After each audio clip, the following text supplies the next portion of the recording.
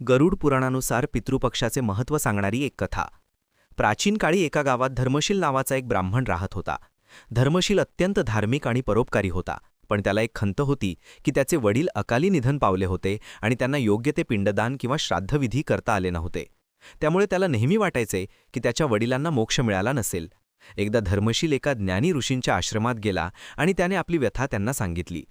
ऋषींनी त्याला सांगितले, हे धर्मशिला, तू चिंता करू नकोस.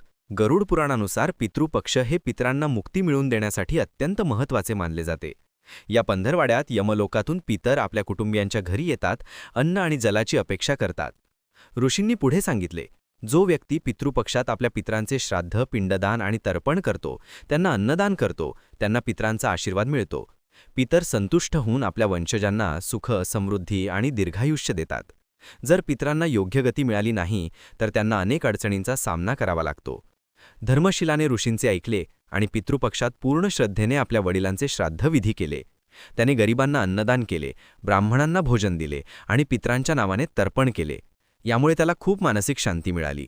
गरुड पुराणानुसार असे मानले जाते की धर्मशिलाच्या या भक्तीमुळे त्याच्या वडिलांना मोक्ष मिळाला आणि ते वैकुंठाला गेले. धर्मशिलाला स्वप्नात वडिलांनी दर्शन दिले आणि आशीर्वाद दिला.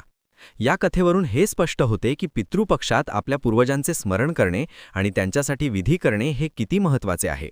यामुळे आपल्याला पितरांचा आशीर्वाद मिळतो आणि जीवनात सुखशांती येते.